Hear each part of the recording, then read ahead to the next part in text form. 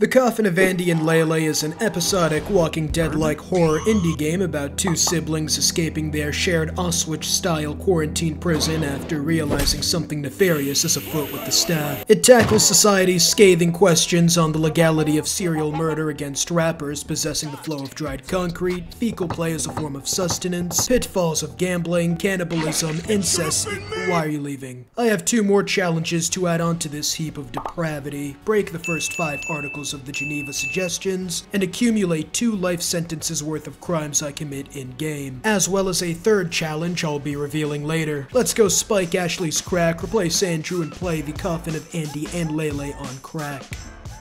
The game provides a tutorial I won't bother to glance at, as Episode 1 is titled The Coffin, while I may just shit myself in pure terror. After that lengthy intermission, I commend this game as it is no doubt locked onto its target audience of predatory porn addicts who routinely reach the triple-digit pages. We awaken from our wet dream and into a second. Pertaining to the Don't Starve graphics, our first quest is to acquire sustenance in this biohazardous waste pit we call home. At risk of contracting a recently resurrected ancient virus that would tap in for the Rona, we carefully trek across this shoddy craftsmanship held together by moldy adhesives and search through our freezer before checking what's on TV. You know, Adult Swim plays the weirdest shit after midnight. Ashley is yet to return her rented movies, as I'm beginning to think she may not be the most upstanding member of society. It's obvious this game will tackle the oft-forgotten question of why a daughter requires a mother whilst Uber Eats, not believing the $10 tip is worth the 5 years shaved off their lifespans, refuses to deliver food to our replica of Hiroshima after they were given front row seats to watch the sun explode. Nonetheless, my search continues, discovering barren cabinets and our main hunting grounds of months-old waste being completely exhausted, with its cockroach population eradicated from overhunting.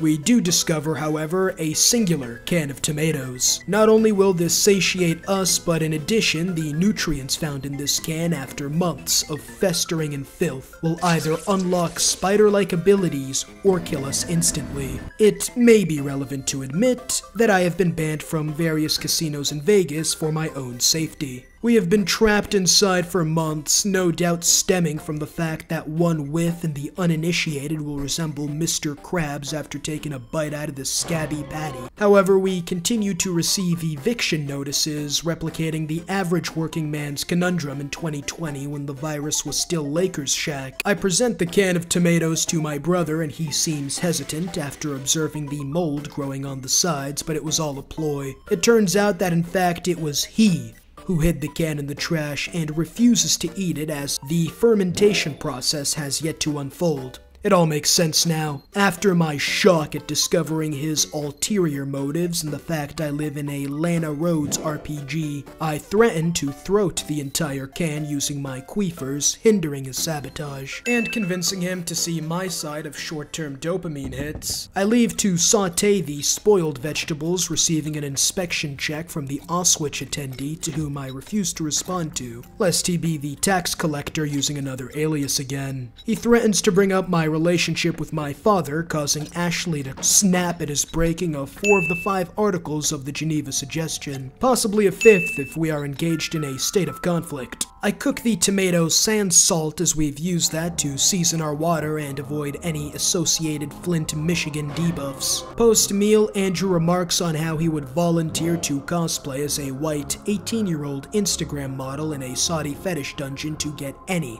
sustenance at this point, before the neighbor rudely interrupts our philosophical debate with what I first thought was a malfunctioning speaker, but soon after realized he was non-consensually assaulting our eardrums with his playing of Little Xan on the aux. So atrocious was this draconian torture method, we leave to implore our neighbor to locate his missing chromosomes, in an effort to prevent his replaying of this dog shit ever again. In my haste, I make to vault the distance to aid in our speed run. However, Andrew is not a fan of my doctrine of efficiency at any cost, leaving the neighbor to continue sodomizing my eardrums while I concurrently make an exemplary case for my need of a live-in attendant as even stage 5 autism wouldn't have you squirming around like a retarded chicken for 15 15 minutes, I do uncover an artistic masterpiece Andrew almost instinctively licked up, believing the House of Sod heard his prayers. That may not be too far off a guess, as we are being treated like prisoners who criticize the king. I eventually locate the board, and we peep into the neighbor's house, realizing he's been Little Xan this entire time, performing what seems to be a new TikTok room temperature IQ challenge. As we chalk up 1 year on the scoreboard for peeping, I expertly deconstruct and successfully deduce that he is looking to sacrifice his soul to the devil, in exchange for said devil to inflict severe brain trauma on another 2 million people for his incomprehensible babble. It's the perfect crime. Me and Andrew begin questioning why he doesn't sacrifice his soul for a shred of musical talent, before realizing that someone who looks like a gas station bathroom, in fact, wouldn't grasp that possibility and return to the living room, attempting to watch our favorite soap through violated and bleeding ears. Andrew refuses to press on the TV's buttons, leaving me to retrieve batteries, requiring his adequate throat gobbling as compensation before I relinquish the chemical carriers. The current time slot is not optimal, as it's just the news informing us that the quarantine is being extended another 2 weeks before the cameraman reminds the news anchor to zip up our pants when he's done. I enter a state of slumber, receiving a flashback where we get abandoned by our provider. A nurse injects us with a vaccine. On a related note, I would like to bet my cock and balls that an anti-vaxxer was behind the creation of this game, and our provider cuts off all contact from us, informing us this interactive lesson on the horrors of the Holocaust builds character. I awaken the next day a new woman,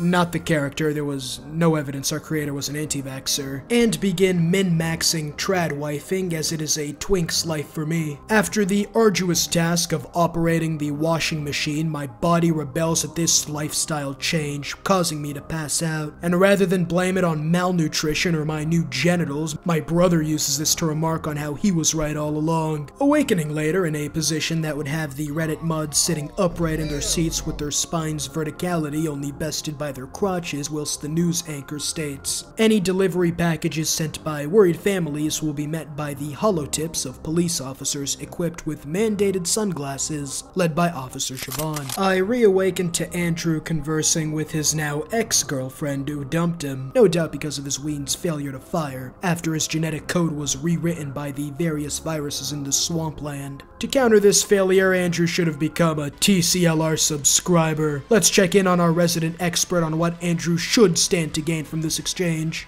If this brother had a few more inches, oh, Lord, don't get me salivating and fantasizing about things. Oh my God! After agreeing on this transaction, we returned a few days later when his TCLR powers allowed him adequate time to bag 100 bodies. Can we ask for a review on your latest performance? I just busted right inside him, and he can't extend on me anymore, and he seems a little overwhelmed by my girth and tonnage. Even after losing my bet prior by leaving a like and subscribing, I grew a whole new 15 inches while also, more importantly, not missing out on future content. Awakening from my months-long hibernation and finding my brother witnessing a limp body enter an ambulance as our neighbors, starved of sexual stimuli for months, beg to be allowed to necrophile the corpse. However, Ashley makes the claim that she may have entered labor and that perhaps if Ashley got pregnant, they would feed us. Now, if I had a chance with her, I'd be wielding my TCLR subscriber-induced cock like King Arthur wields Excalibur, so I pay $2.99 for the Rock's expression pack and asks who she has in mind. Over my dead body. After malnutrition cuts my day short, I reawaken to Andrew violently breaking down the door like I want Ashley to break down my self-esteem and threatening to give the warden a stepbrother if he doesn't release us at once. The threats and destruction of property add in both up to 10 years and 5 years respectively. He promises food later that night if we cease our accosting of his property. A promise unfulfilled, might I add, as me and Ashley sit in boredom thinking that the parasites we are being quarantined for would have already ripped out our innards and fucked our pylori at this point. She remarks that Auschwitz isn't so bad when you ignore the starvation, gas chambers, unlivable living standards, almost racing her to jump off the balcony, until the romantic inclinations, and only the romantic inclinations of having our brain matter splatter against the sidewalk, stop Andrew from discovering which religion was right. I have had enough. We spring into action and sprint to the Adam 22 window, finding Mr. Zan engaging in negotiations with the devil. Now, have I ever played a game where the devil was represented as an evil version of the Club Penguin Puffle? No. Although it takes a turn for the worst, as it seems his soul was already promised for his first 2 million or so followers, as the devil makes to take his life as compensation for the Uber ride to this apartment. Andrew and his morals believe we have a civic duty to check on him, but thankfully Ashley has her priorities straight. In an effort to bring our eardrums assailant to justice, we decide to make as little sound as possible in our braking and entering as we launch an ashtray at terminal velocity against the window, shattering it before tacking on another 10 years for braking and entering. We make to terminate our eardrums as serial rapist and glean that there are 666 volumes of satanic ritual for dummies in circulation. Little Zan seems to have attempted to flush his unsold CDs, the quantity of which clogged his toilet months ago, causing us to search elsewhere for food, much to Andrew's dismay. We rob the man $666, splitting the amount with Andrew in case this game is a slot machine-like function, before gazing into the corpse's Discord admin build and thinking, that is quite the large helping of meat on his bones, out loud.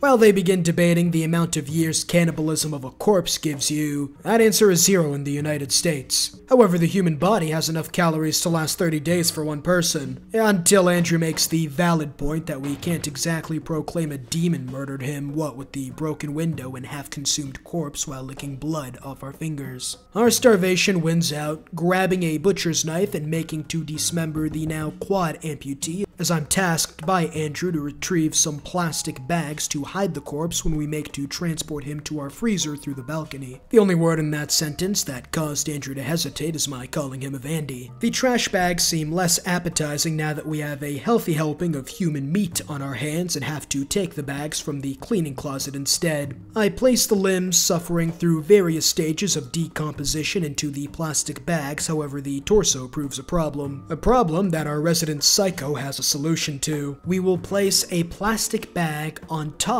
of his head and make to run across our balcony very quickly. The legality of such a maneuver is up for debate, however Andrew vetoes the proposal and I go to place the severed limbs in our freezer before cooking Mr. Zan's left arm. The dish is named Pure Deliciousness, and in Andrew's hesitance he fails to notice that Ashley is licking her plate clean as she forces him to do the same. The sexual tension in the next scene almost makes me gouge out my eyes and feed it to the raccoons who stay posted alongside Mimir outside my trash can. Ashley feels hurt that he doesn't enjoy her cooking, the guilt of which causes Andrew to forego his ethics and consume the rest of the arm. Although I would personally be more worried about the diseases contracted by eating Little Zan, more so than the moral conundrum of eating a fellow human. We receive another flashback to our childhood where a friend of Ashley made the cardinal sin of liking Andrew. This unforgivable crime is at least 5 life sentences and needs to be punished severely, so after his refusal of taking her on as a mate,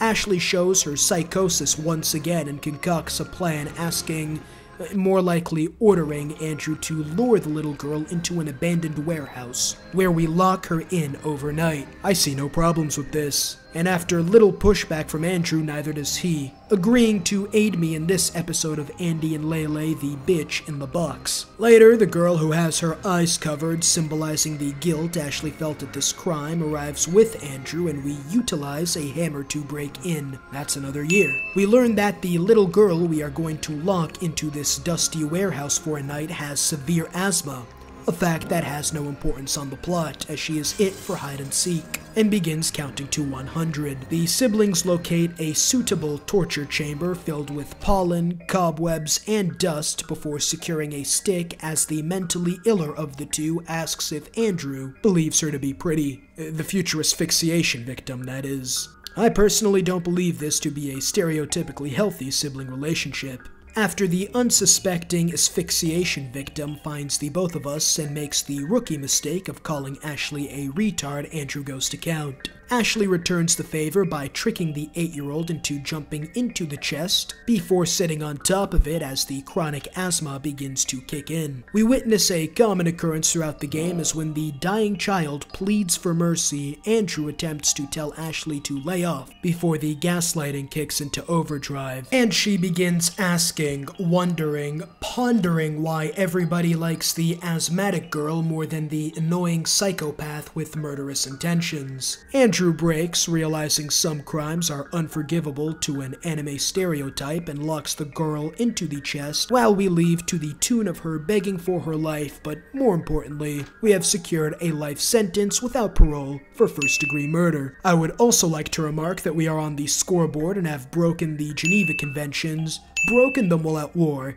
and broken them whilst treating a prisoner of war in a way most people would consider not very cool. Andrew wakes me up from the consequences of my action as guilt feeds into his soul. Ashley waves her magic wand to absolve him of all crimes, which will no doubt go over well in the Nuremberg trials. But that isn't enough, as he opens up on how he couldn't sever the head and made the wannabe from Vinland Saga look like Thorkel in comparison. However, Ashley is a licensed therapist and calms him down, suggesting to him that compartmentalizing works for her, just like we compartmentalize that guy into the freezer. I can assure you, dear viewer, this scene illustrating sexual tension between the siblings is critical to the plot. Without that, the story would simply fall apart. The spineless brother asks her to stop calling him Andy before backing down at the slightest pushback. After neutering the brother, Ashley confirms he needs a real therapist. However, Andrew finds it difficult to explain to the therapist of his various crimes and potential fursuit activities against the state. We decide that escape is our best option, and Ashley names this escapade Andy and Leyley and the escape from the Coffin.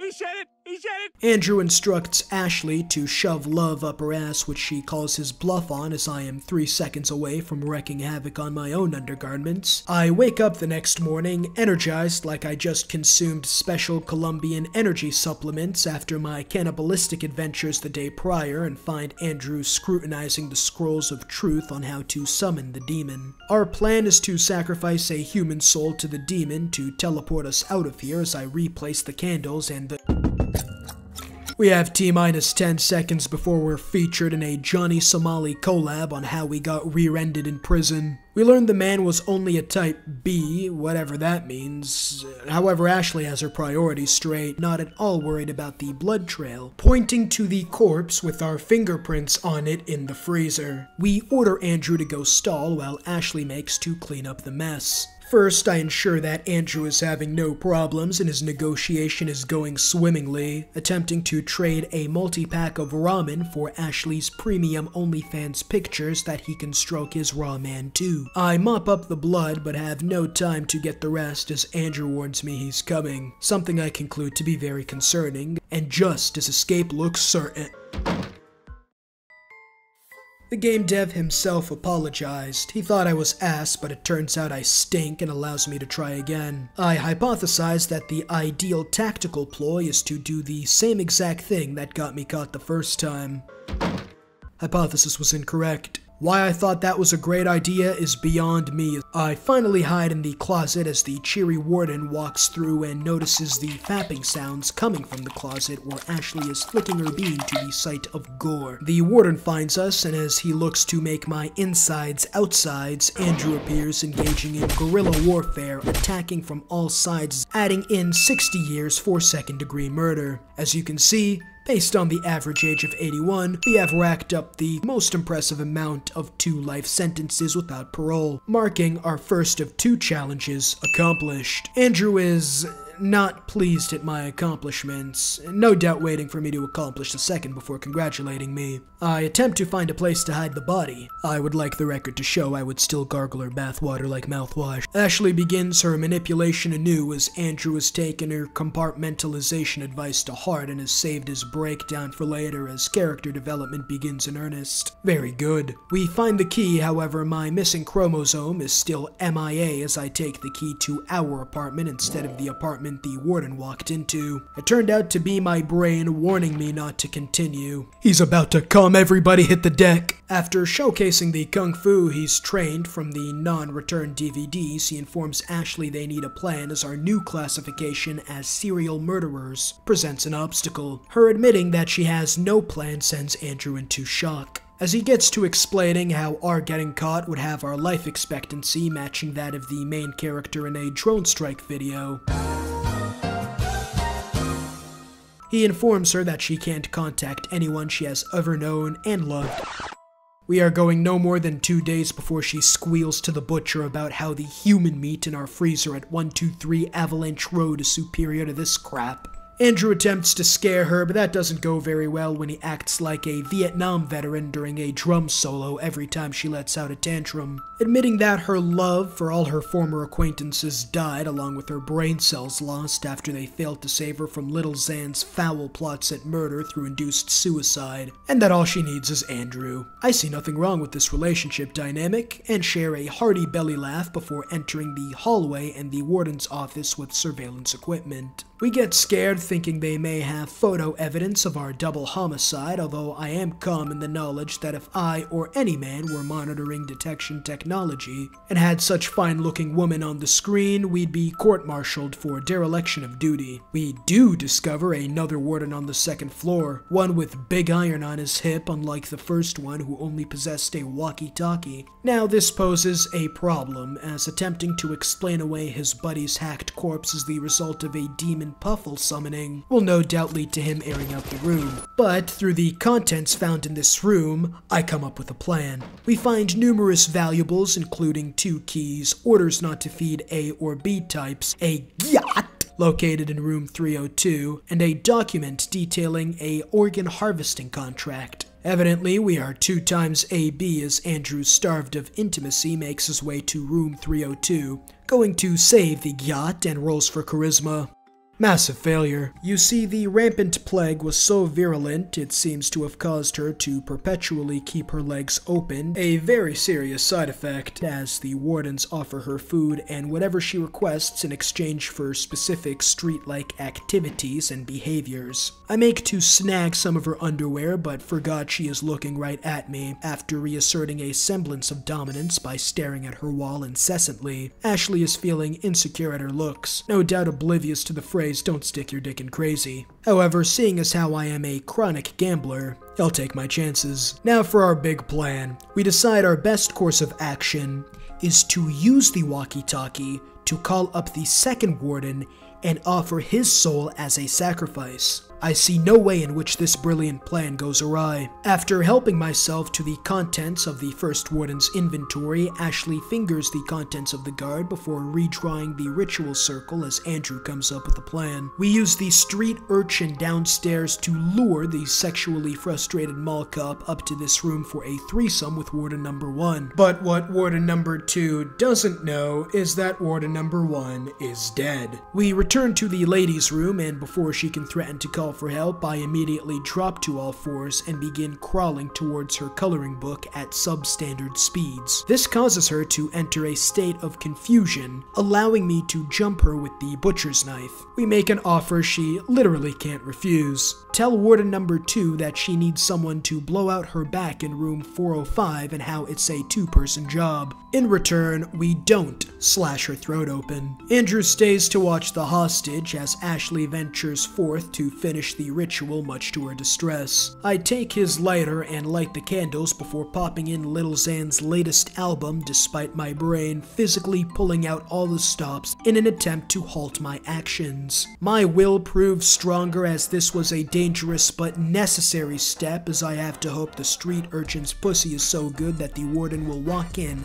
despite the music. The devilish creature turns off the power before appearing and almost tricks me into offering a soul for his name, which is not what I want. Thankfully, the music was so dogshit that the guard walks in on me to turn it off, leaving me to offer his life and get both a look into my own demented tar-like soul and a medallion for occasional clairvoyant dreams. After fumbling the bag hard, Ashley sees the good in the fact that our ops are deceased and we obtain some of the devil's pocket lint that looks to be a Native American trinket to tell the future. I would like to note for the record that's another life sentence with no possibility for parole. We equip the lead dispenser and second floor keys, salivating at the thought of the lady's face after I splatter her brains across the window, only to find Andrew likes his execution methods to be up close and personal. It seems Andrew let her go and she accosted him with a nail gun, leaving Ashley to believe he was too busy undoing a zipper.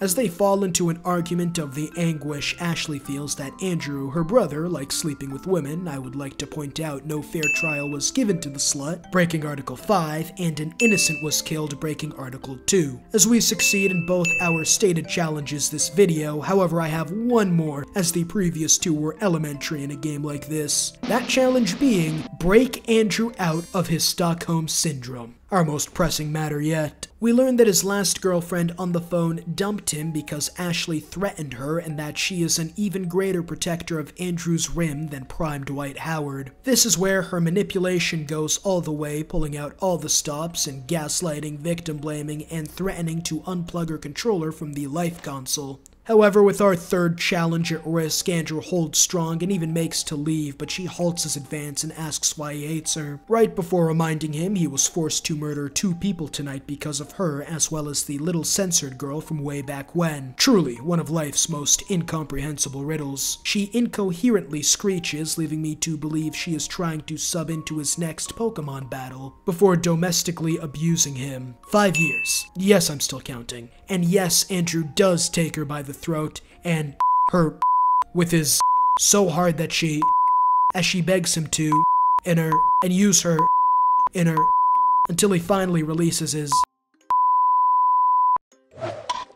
Apologies, let me try again. He takes her by the throat and chokes her with his hand so hard that she suffocates as she begs him to look into her purse and use her sleeping pill in her purse until he finally releases her. The sleeping pills are to help him sleep after no doubt committing more homicides in the future for Ashley, who was left broken after realizing he attempted to murder her and completed special challenge number 3. At the peace conference, she agrees to bury the names of Andy and Leyley if they manage to leave the premises, ending in a decisive Andrew victory. I make sure the street's permanent resident is really dead before he tells me not to go in the bathroom as, he had to wash the blood off his hands. We locate an open window on the 2nd floor and a carpet, as well as acquiring the nail gun the slut used to assault him in self-defense, which I use to bolt the carpet to the wall, and we both jump to the ground and to our freedom. Andrew has it all figured out. We skip town, go to a buffet, steal some IDs, become law-abiding citizens, and live happily. Point 3 is not possible with Ashley.